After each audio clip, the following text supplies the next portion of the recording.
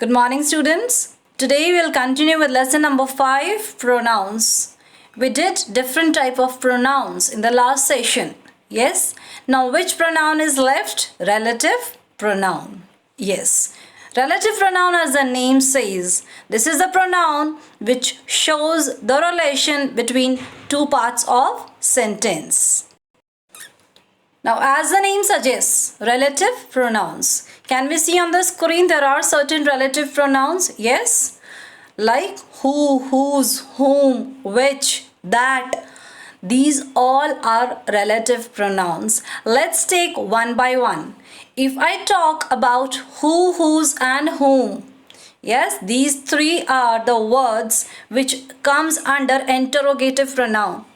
When they are interrogative pronoun, when they come at the beginning of the sentence. Yes, at the beginning of the sentence if they come, then they are called as interrogative pronoun. Who is the chairman of this society? Whom do you want to meet? Whose father you are? That time they will be interrogative pronoun. But when they come in the middle of the sentence, they become relative pronoun. So these three words, who, whose and whom, are used for persons only. Okay, let's take understand with the help of example. The farmer who had no work immediately started plowing the field. Now I am talking about the farmer who had no work immediately. He started plowing the field. So where is who coming? Is it coming at the beginning? No, it's coming in the middle of the sentence. It's talking about the farmer who had no work. Fine. So we are using this word as a relative pronoun. Similarly, if I talk about, let's take another example. This one, the principal called the parents of those children whose result was poor. Now this whose is talking about the children. It's showing the relation. It's talking about the children who did not perform well. So children, the principal called the parents of those children. So whose is coming as a relative pronoun.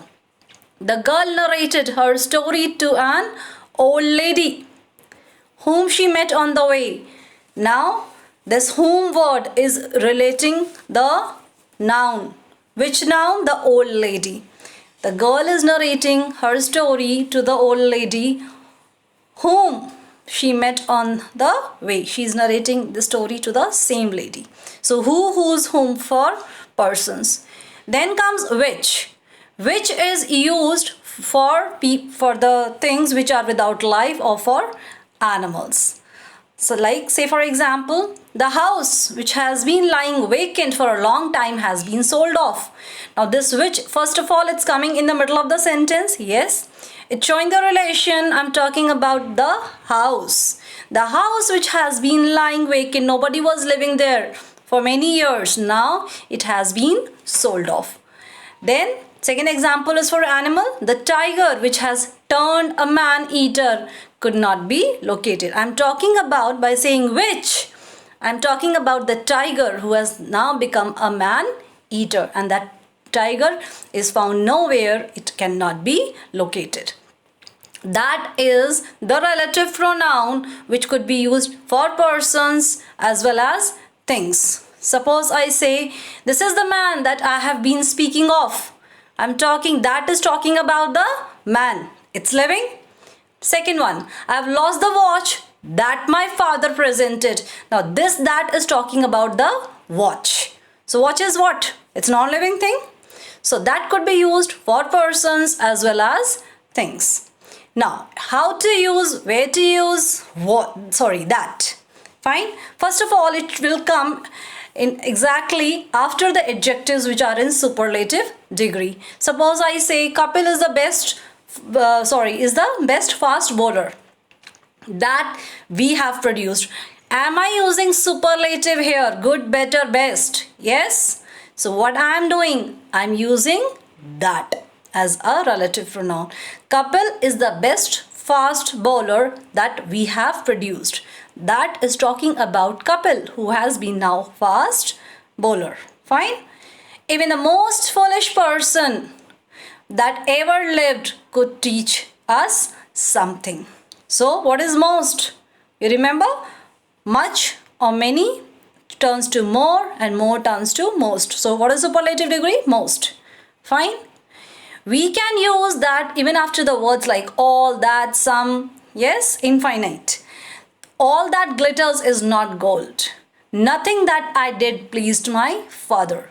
So where is this word used? In exactly in front of behind those words which are indefinite, which does not give you a definite noun. Fine? All, nothing, some, many, any. Right? Then it's saying if it has suppose two nouns, one denoting a person and another denoting the thing. Now which relative pronoun shall we use? We should obviously use that. So like both the car and the driver, that's now appeared look shabby. Now I am talking here about the car as well as driver. I'll just enlarge the screen and I'll show. Both the car and the driver, I'm talking one thing and one person. So which relative pronoun? That. If two are used, one of person, one of non-living, then use that. Then comes what refers to things only, its antecedent is not expressed, it actually means that which or the thing which. What cannot be cured must be endured. Now here this meaning is imbibed in this.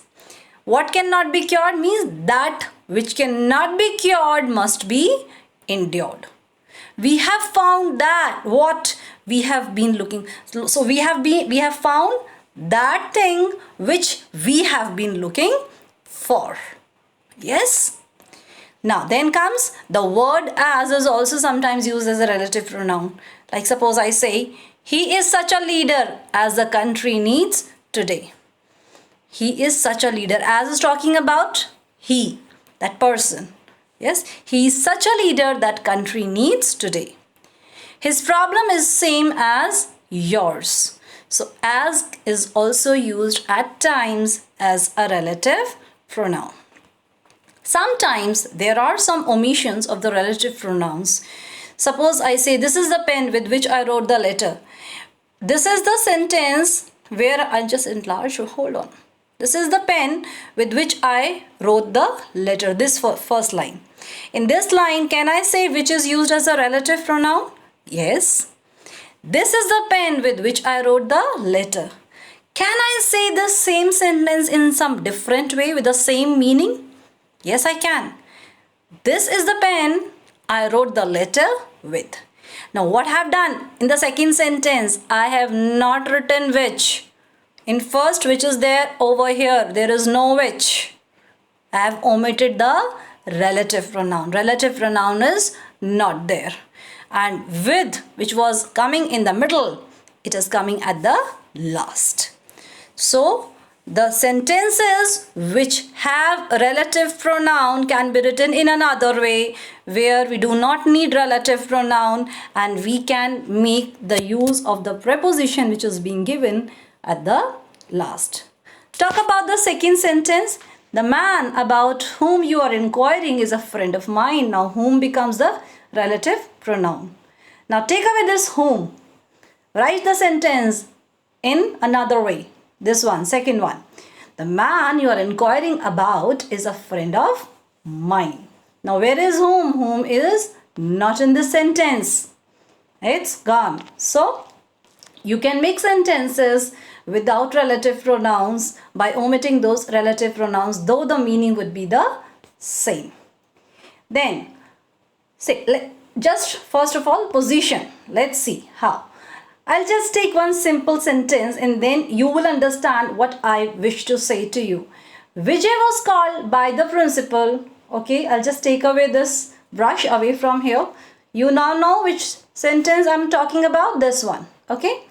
Vijay was called by the principal who had cheated in the examination. Now what the sentence says to you? That Vijay was called by the principal, and who was that principal? Who had cheated in the examination. Does it really sound you correct? No. Principal will why cheat in examination? So what does that sentence wish to say? It was wishing to say that Vijay was a person who was doing the cheating, and he was called by the principal. So what's the correct way? The correct way is this one. Vijay, the last sentence. Yes, Vijay, who had cheated in the examination, was called by the principal. So what does this mean? In relative pronoun, we will write whatever information we have. Just hold on. Whatever information we have of that particular thing or of that particular person, along with that name, along with that person, along with that thing. Otherwise, the meaning will become different. I'll take another example. The manager warned the lazy clerk who was very strict. Now, the manager warned the lazy clerk and the clerk was very strict. This sentence means this. Is it right? No, it's not right. Because what do I want to say? The manager was very strict and he warned the lazy clerk. So what will I say? The manager who was strict warned the lazy clerk. Yes? So who warned? The manager warned. So these words will come next to manager, just to give you the correct meaning. Fine. Now join the sentences with relative words. We can use relative pronouns to join the sentences like we did. Yes, I have found the purse, I had lost it. Now these are the two sentences. I have found the purse, I had lost. I must have lost that purse. Now I have found that purse. So what will I say? I have found the purse which I had lost. Remember which we use for animals and non-living things. Now I'll talk about this. An old lady looked after the child. I know the lady. An old lady whom I know looked after the child. So what it is joining. It is talking about the old lady whom that person knows and who looked after the child. Yes, children? So we can join the sentences depending upon the noun it is talking about. If it is talking about person, write who, whose, whom. If it is talking about a non-living thing or animal, write which. But if it is talking about persons as well as things, then write that. I believe the concept of relative pronouns is clear for my students. Let's see. If you have any doubts, we will discuss in our class. Thank you everyone. Take care all of you, beta. Stay at home.